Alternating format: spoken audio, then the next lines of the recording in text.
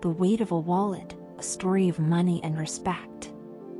There was once a man named Armin, born into a quiet village where status wasn't based on character, but on coin. He had a soft voice, kind eyes, and the sort of patience that made you feel safe. But none of that mattered. Because Armin was poor. His father had been a schoolteacher. A noble man, but never wealthy. After his death, Armin took small jobs, carrying sacks at the railway station, selling vegetables in the local bazaar, polishing shoes near the temple steps. He didn't mind the work. What hurt wasn't the labor, it was the way people looked through him. As if he didn't exist. When he entered a shop, no one smiled. When he greeted someone on the street, they rarely replied. At weddings, he sat in the back, unnoticed. At festivals, he gave coins while the rich gave notes, but only the notes earned blessings. One day, a wealthy man from the city came to the village. Dressed in linen, wearing gold around his neck, he spoke arrogantly, looked down on others, and insulted the locals.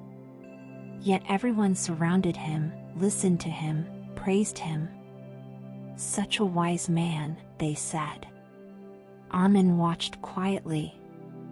That night, he wrote in his journal, "This world is not deaf. It just listens more closely when the speaker holds a bag of gold." It wasn't bitterness, it was realization. Armin made a promise to himself. He wouldn't seek wealth to feel important, but to understand the difference between respect and interest. For years, he saved every rupee. He studied by candlelight, taught himself accounting, marketing, and even English. He worked at a rice mill during the day, and managed a stall at night. While others spent, he saved. While others laughed, he built. By the time he turned 30, Armin had invested in a small transport business. It started with 1 truck. Then 2. Then 5. Within 7 years, he had a full fleet. Now, everything changed. The same shopkeepers who ignored him now offered him tea. The same families that once said he wasn't good enough now offered their daughters for marriage. Even the temple priest, who used to barely glance at him, now called him Armin Babu. He began receiving invitations to events where he once stood outside. And at one such wedding, the caterer approached him and said, "Sir, would you like to sit at the front table with the VIPs?" Armin looked around. Those VIPs were the same men who once mocked him for carrying sacks. He politely declined and sat with the workers at the back. Because he hadn't forgotten. He now wore tailored clothes, drove a sleek car, and lived in a house with marble floors. But he had not changed. It was the world that changed around him, because of what sat in his bank account. One afternoon, as Armin walked through the village market, a young boy ran up to him, barefoot, holding a torn school bag. "Sir, I want to learn how to earn like you." Armin knelt and asked, "Why?" The boy replied, "Because no one listens to me. But they listen to you." That single sentence struck Armin harder than any insult he had ever heard. He saw his past in that boy.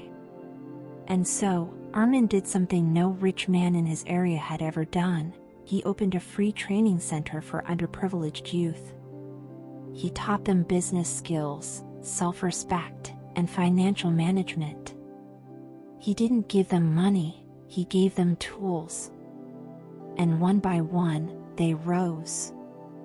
Armin became more than wealthy. He became influential. Not because he showed off, but because he lifted others. But even then, every night, he sat by his window and wrote in the same journal he started as a young man. On one such night, he wrote, "Money does not buy love. It buys attention. Money does not buy character. It buys convenience. But when used with wisdom, money can buy someone else a chance at dignity." Years passed. Armin was now invited to cities to speak about success. A journalist once asked him, "Sir, what's your biggest lesson about money?" Armin smiled and replied, "When I had nothing, people asked me, 'Who are you?' Now that I have everything, they ask, 'How are you?' Nothing about me changed. Only their eyes did." The room went silent. One day, he visited the city to attend a business conference. There, he saw an old man begging on the footpath, holding a sign that read, "Hungry. No one sees me." Armin walked over, bought the man a meal, and sat beside him. People walking by stared in disbelief. "Why is a millionaire sitting with a beggar?" Armin looked up at them and said, "Because I was once invisible too. The only difference between us now is my wallet. But inside, we both bleed red, cry salt, and long for kindness." The crowd walked away, uncomfortable.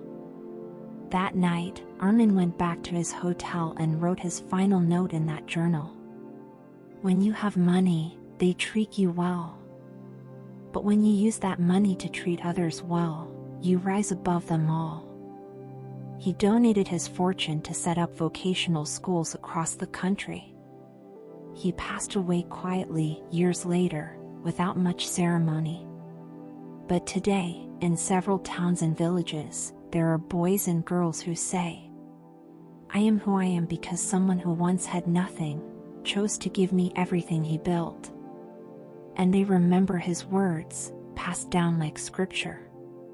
Respect that comes after riches is not real. But the respect that turns your riches into someone else's hope, that's priceless.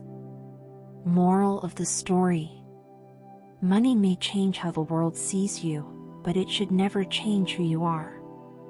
When you are poor, your silence is ignored. When you are rich, your every word is worshipped.